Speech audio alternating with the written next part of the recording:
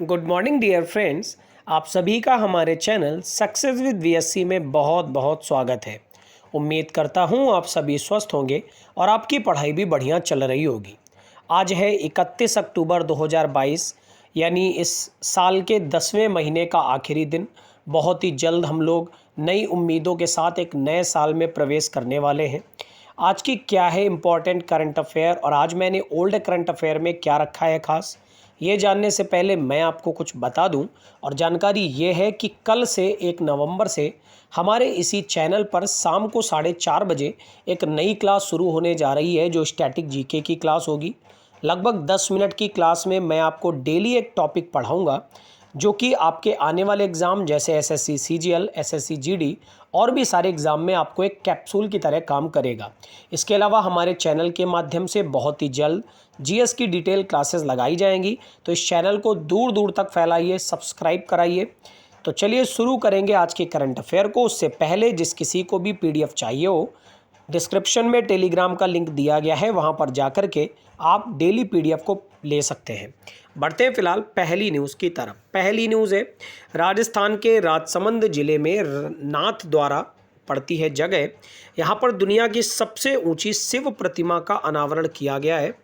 बात करते हैं कितनी ऊंची है, तो 369 फीट ऊंची इस प्रतिमा का अनावरण किया गया है आध्यात्मिक गुरु और धर्म प्रचारक मुरारी बापू के द्वारा। तो हम लोगों ने जाना कि राजस्थान के राजसमंद जिले में दुनिया की सबसे ऊंची भगवान शिव की प्रतिमा, इसको नाम भी दिया गया है जिसका नाम है विश्व स्वरूपम, यानी इस प्रतिमा को नाम दिया गया है विश्व स्वरूपम। उम्मीद करता हूं पहली न्यूज़ आपको समझ में आ गई होगी। एक बार फिर से देख लीजिए, नाथद्वारा में दुनिया की सबसे ऊंची शिव प्रतिमा को बनाया गया है। नाथद्वारा राजस्थान के राजसमंद जिले में पड़ता है। यह भगवान शिव की प्रतिमा को नाम दिया गया है विश्व स्वरूपम, जो कि 369 फीट ऊंची है। मुरारी बापू ने इसका उद्घाटन किया और इस मौके पर राजस्थान के मुख्यमंत्री अशोक गहलोत भी उपस्थित रहे हैं। उम्मीद करता हूं ये पॉइंट आपको समझ में आ गया होगा। मेरा क्वेश्चन आपसे रहेगा कि स्टैचू ऑफ यूनिटी से आप भली भांति परिचित हैं। इस बार आप ये बताएंगे कि स्टैचू ऑफ यूनिटी जो है इसकी ऊंचाई कितनी है। कमेंट कॉलम में आप बताएंगे, मैं वेट करूंगा आपके आंसर का। बढ़ते फिलहाल अगले क्वेश्चन की तरफ।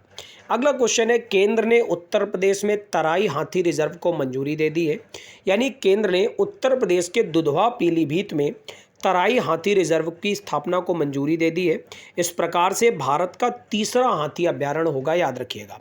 भारत के तीसरे नंबर का हाथी अभ्यारण्य होगा तराई हाथी अभ्यारण्य, जो कि 3049 वर्ग किलोमीटर में फैला हुआ है और इसको जाना जाएगा जंगली हाथियों के संरक्षण के लिए।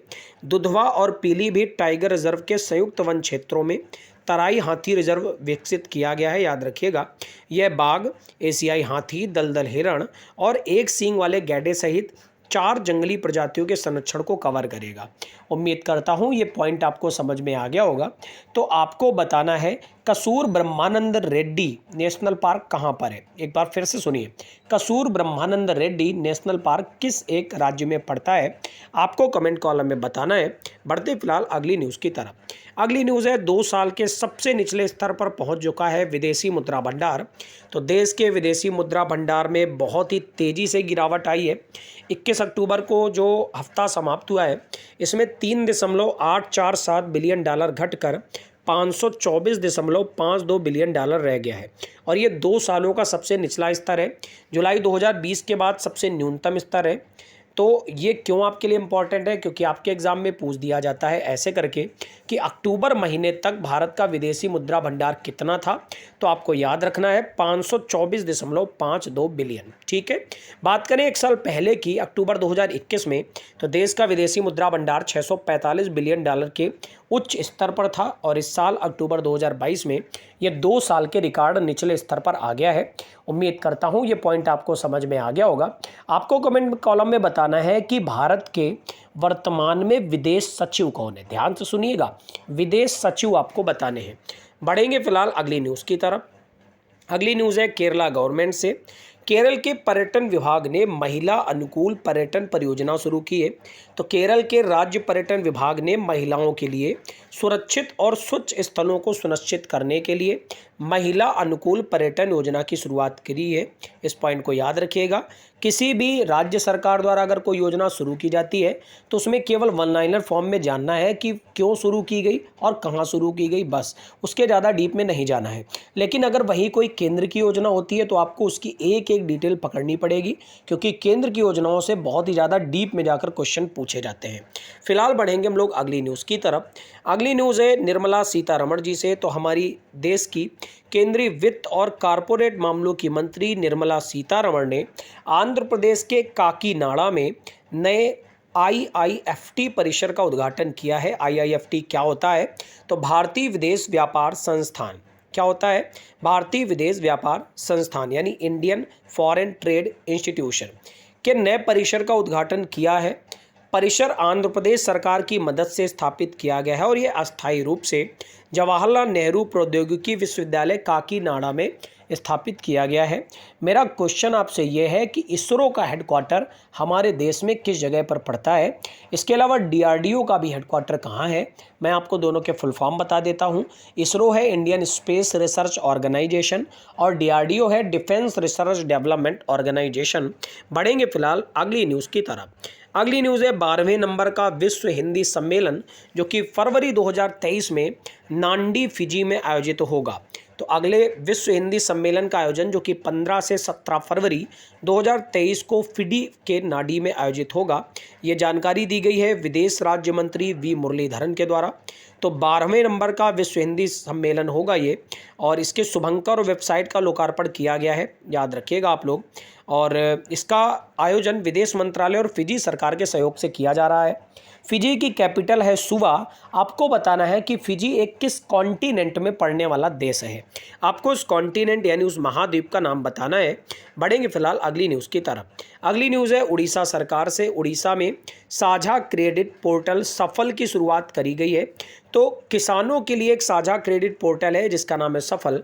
तो मुख्यमंत्री जी ने पोर्टल की शुरुआत करते हुए कहा कि सुविधा किसानों और कृषि उद्यमियों को 40 से अधिक बैंकों के 300 से अधिक सावधि ऋण उत्पादों तक पहुंचने में सक्षम बनाएगी।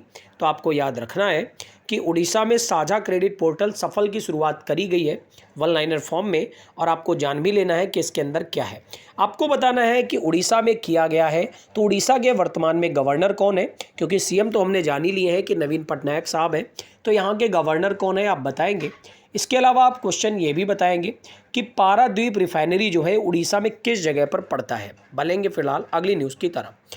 अगली न्यूज़ है हमारे देश के विदेश मंत्री से। एस जयशंकर साहब यूएनएससी बैठक में शामिल हुए हैं। तो यूएनएससी क्या है? संयुक्त राष्ट्र सुरक्षा परिषद यानी यूनाइटेड नेशंस सिक्योरिटी काउंसिल। इसकी 2 दिन की आतंकवाद विरोधी बैठक की मेजबानी के लिए हमारे देश के विदेश मंत्री एस जयशंकर गए हुए हैं।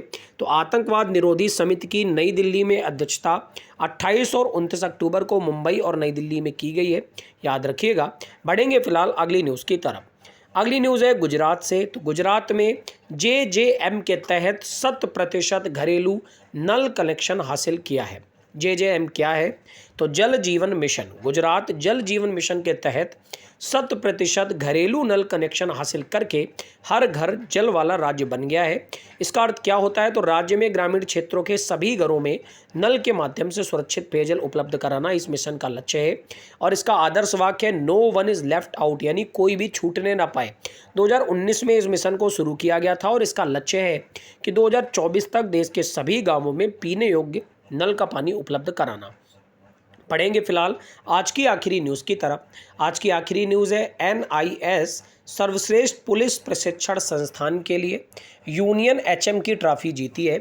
यानी हैदराबाद में राष्ट्रीय औद्योगिक सुरक्षा एकेडमी ने सर्वश्रेष्ठ पुलिस प्रशिक्षण संस्थान और राजपत्रित अधिकारियों के प्रशिक्षण के लिए 2020-21 के लिए केंद्रीय गृह मंत्री की ट्रॉफी हासिल की है। याद रखिएगा, ये पॉइंट आपके लिए बहुत ज़्यादा इंपॉर्टेंट है। बढ़ेंगे फिलहाल ओल्ड करंट अफेयर की तरफ, जो कि इस वीडियो का सबसे इंटरेस्टिंग पार्ट है, और देखेंगे आज की क्या है ओल्ड करंट अफेयर खास। तो ओल्ड करंट अफेयर का पहला क्वेश्चन है, दुनिया के 20 व्यस्त एयरपोर्टों की सूची में इंदिरा गांधी इंटरनेशनल एयरपोर्ट किस स्थान पर रहा था? तो 13वें स्थान पर रहा था। आपको पता है दुनिया के सबसे व्यस्त एयरपोर्ट की सूची अभी 1-2 दिन पहले भी निकाली गई थी। उसमें आईजीआई की रैंकिंग क्या रही है आपको वो भी कमेंट कॉलम में बताना है। 69वीं सीनियर पुरुष राष्ट्रीय कबड्डी चैंपियनशिप 2022 का खिताब किसने जीता है? तो भारतीय रेलवे ने जीता है। 44वें चेस ओलंपियाड का एंथम सॉन्ग किसने गाया? तो AR रहमान ने गाया। दुनिया के टॉप 10 बैंकों के क्लब में भारत का HDFC बैंक शामिल हुआ है। आपको बताना है कि HDFC बैंक के वर्तमान में अध्यक्ष पद पर कौन है। साल 2022 का टूर डी फ्रांस खिताब किसने जीता है? तो ये जीता है जोनास विंगगार्ड ने। IMF ने वर्ष 2022 में वैश्विक अर्थव्यवस्था के विकास का अनुमान कितने प्रतिशत होने का दावा किया है? तो 2%। फिर किस देश के सकुराजिमा ज्वालामुखी में लगातार 3 दिन तक विस्फोट हुआ है? तो ये जापान का है ज्वालामुखी। BCCI का नया टाइटल स्पॉन्सर कौन बना था? तो ये मास्टर कार्ड है। कितने सालों के लिए बना था, ये आप कमेंट कॉलम में बताएंगे। ट्राई ने किस एयरपोर्ट पर 5G की तैयारी का ट्रायल शुरू किया? तो दिल्ली एयरपोर्ट, भोपाल एयरपोर्ट और कांडला एयरपोर्ट पर। रूस किस वर्ष अंतर्राष्ट्रीय अंतरिक्ष स्टेशन पर योजना से खुद को अलग कर लेगा? तो वर्ष 2024 तक। फिर है भारत की नौसेना और किस देश की समुद्री आत्मरक्षा बल के बीच अंडमान सागर में समुद्री साझेदारी अभ्यास आयोजित किया गया? तो ये जापान के बीच आयोजित किया गया। उम्मीद करता हूँ आज की करंट अफेयर आपको समझ में आई होगी। बढ़ेंगे जल्दी से क्विक रिवीजन की तरफ। पहला पॉइंट पढ़ा, नाथद्वारा में दुनिया की सबसे ऊंची शिव प्रतिमा का लोकार्पण किया गया। केंद्र ने उत्तर प्रदेश में तराई हाथी रिजर्व तीसरे हाथी रिजर्व के रूप में बनाया। 2 साल के निचले स्तर पर पहुंच गया विदेशी मुद्रा भंडार। केरल पर्यटन विभाग ने महिला अनुकूल पर्यटन परियोजना शुरू की। निर्मला सीतारमण ने आंध्र प्रदेश के काकीनाडा में नए IFFT परिसर का उद्घाटन किया। 12वां विश्व हिंदी सम्मेलन फरवरी 2023 में फिजी में आयोजित होगा। उड़ीसा में साझा क्रेडिट पोर्टल सफल की शुरुआत हुई। विदेश मंत्री ने UNSC बैठक में शामिल हुए। गुजरात जल जीवन मिशन के तहत 100% घरेलू नल कनेक्शन हासिल किया। सर्वश्रेष्ठ पुलिस प्रशिक्षण संस्थान के लिए राष्ट्रीय औद्योगिक सुरक्षा अकादमी हैदराबाद ने अवार्ड जीता। इसके अलावा ओल्ड करंट अफेयर की उम्मीद करता हूं आपको ये वीडियो बहुत ही अच्छा लगा होगा। अगर आपको इस वीडियो की क्वालिटी कंटेंट सब पसंद आया हो तो आप दोस्तों के साथ ज़्यादा से ज़्यादा शेयर करें, जिससे हमारा हौसला और ज़्यादा बढ़ सके। लाइक करें। आपका दिन मंगलमय हो। कमेंट्स करें, सब्सक्राइब करें। Thank you everyone. God bless you all.